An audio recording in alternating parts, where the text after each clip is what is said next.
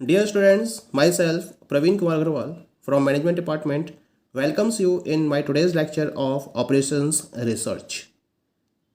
In today's lecture, we will discuss upon some of the examples of LP model formulation. यानी कि आज के lecture से हम डिस्कस करेंगे कि किस तरीके से हम एक प्रैक्टिकल प्रॉब्लम के बेसिस पर LP मॉडल को फॉर्मुलेट कर सकते हैं। इसके रिगार्डिंग मैंने यहाँ पर मैन्युफैक्चरिंग डिपार्टमेंट या प्रोडक्शन डिपार्टमेंट के बेसिस पर एक एग्जांपल को फॉलो किया है। पहले हम एग्जांपल देख लेते हैं। क्या है ये example? A manufacturing company is engaged in producing 3 types of product A, B and C. The production department produces each day component sufficient to make 50 units of A, 25 units of B and 30 units of C. The management is confronted with the problem of optimizing the daily production of the product in the assembly department where only 100 man hours are available. Additional information available is type of product, profit contribution per unit and assembly time per product। ये दे रखा है आपको। A, B, C 3 product हैं। ए का profit contribution है ₹12 per unit, B का है ₹20 per unit और सी का है ₹45 पर यूनिट। ऐसे ही असेंबली टाइम दे रखा है पर प्रोडक्ट के according 0.8, 1.7 hours and 2.5 hours. The company has a daily order commitment for 20 units of product A and a total of 15 units of product B and C. Formulate the LP model so as to maximise the total profit. तो ये आपको problem दे रखी है। ठीक है, problem को मैं एक बार समराइज कर देता हूँ जिससे आपको एक प्रॉपर आइडिया लग जाए कि क्या क्या इन्फॉर्मेशन इसमें अवेलेबल आपके पास। इसमें आपको ये दे रखा है कि जो मैन्युफैक्चरिंग कंपनी है वो 3 टाइप के प्रोडक्ट्स को प्रोड्यूस कर रही है। ए, बी और सी इनका नाम दिया गया है। कंपनी क्या करती है, रोज ए की 50 यूनिट्स, बी की 25 यूनिट्स और सी की 30 यूनिट्स प्रोड्यूस करती ही करती है कम से कम। इसके साथ साथ यह मैनेजमेंट के रिगार्डिंग एक कंस्टेंट आपको दे रखा है कि जो मैनेजमेंट है वो असेंबली डिपार्टमेंट में इसके डेली प्रोडक्शन को ऑप्टिमाइज करना चाहता है, जहां उसके पास केवल और केवल 100 मैन आवर्स अवेलेबल है। और उसके साथ कुछ एडिशनल इन्फॉर्मेशन भी दे रखी है, जैसे प्रोडक्ट ए का प्रॉफिट कंट्रीब्यूशन 12, बी का 20, सी का 45 है और जो असेंबली टाइम पर प्रोडक्ट है ए का 0.8, बी का 1.7 और सी का 2.5 है। इसके साथ साथ आपको एक इन्फॉर्मेशन और दे रखी है कि जो कंपनी का डेली ऑर्डर कमिटमेंट है वो प्रोडक्ट ए के रेफरेंस में 20 यूनिट्स का है, बी के रेफरेंस में बी और सी दोनों के कंबाइंड बेसिस पर 15 यूनिट्स का है। तो आपको इस प्रॉब्लम को एलपी मॉडल में रिप्रेजेंट करना है इस तरीके से जिससे कि टोटल प्रॉफिट को मैक्सिमाइज किया जा सके। तो हमें इसको ध्यान में रखते हुए, इस इन्फॉर्मेशन ध्यान में रखते हुए एक प्रॉपर एलपी मॉडल को फॉर्मुलेट करना है। तो किस तरह से फॉर्मुलेट किया जाएगा ये मॉडल?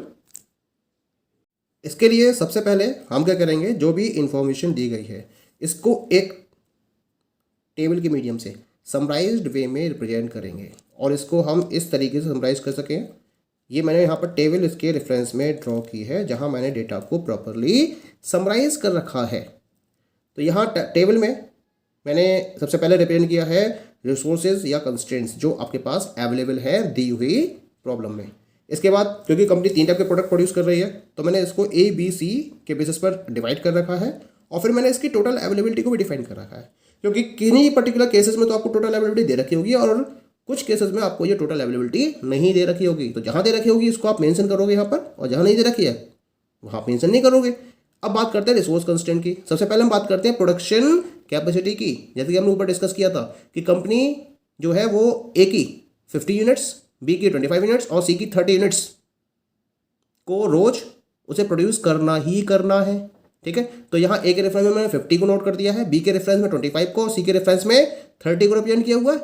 टोटल अवेलेबिलिटी नहीं दे रखी है इसके रिगार्डिंग। ऐसे ही आपको मैन आवर्स की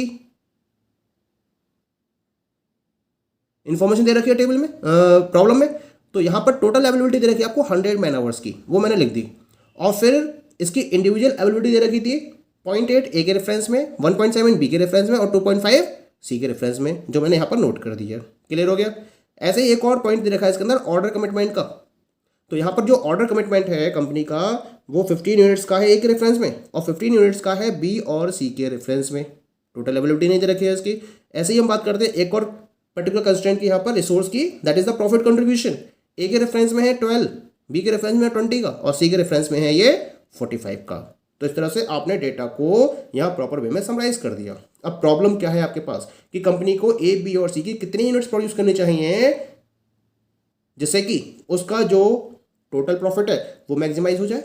तो हम ये मान लेंगे यहाँ पर कि कंपनी प्रोडक्ट ए की X1 यूनिट्स को प्रोड्यूस कर रही है, बी की X2 यूनिट्स को प्रोड्यूस कर रही है और सी की X3 यूनिट्स को प्रोड्यूस कर रही है।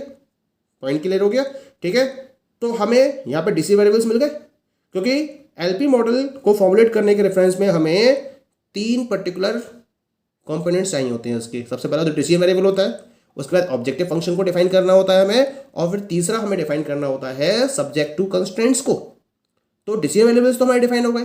क्या हो गए डीसी वेरिएबल्स?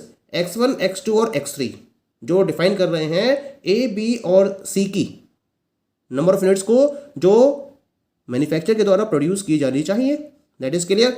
तो यह ऑब्जेक्टिव फंक्शन क्या बनेगा, क्योंकि प्रॉफिट पर यूनिट के पॉइंट ऑफ व्यू दे रखा है ए, बी और सी के रेफरेंस में 12, 20 और 45।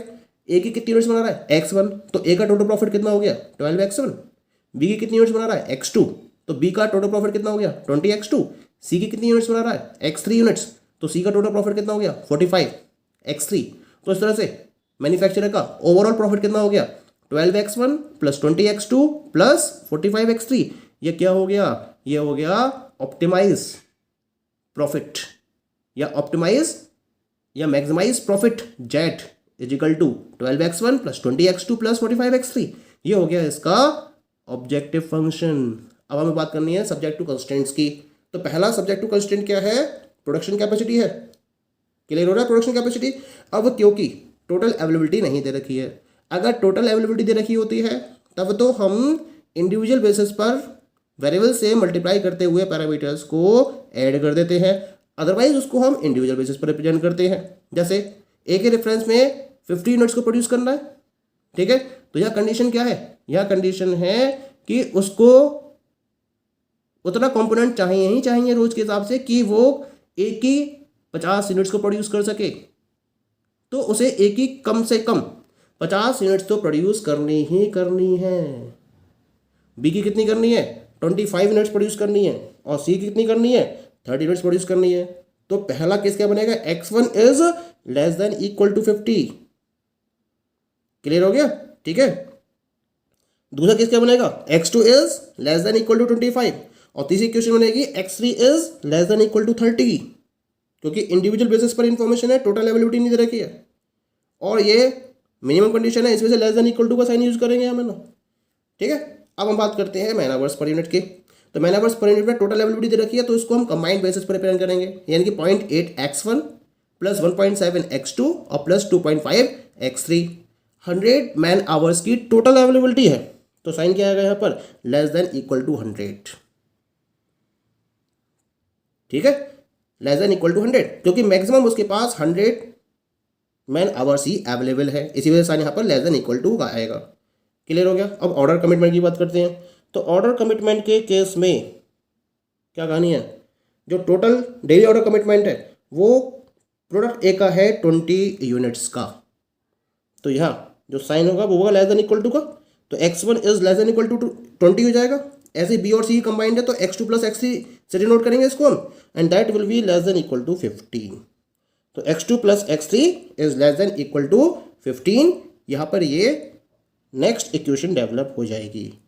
तो इसको हम कुछ इस तरह से रिप्रेजेंट करेंगे मैथमेटिकल मॉडल की फॉर्म में।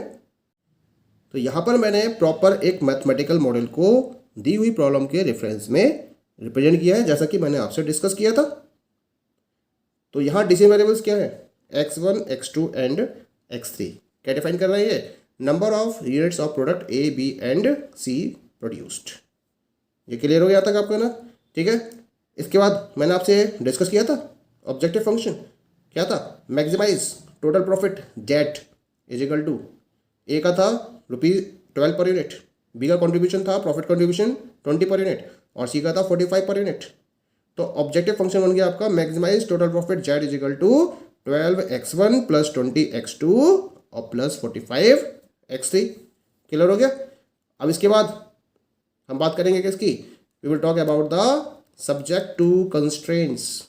तो सब्जेक्ट टू कंस्ट्रेंट्स क्या बनेंगे इसके, पहला वही था आपका पास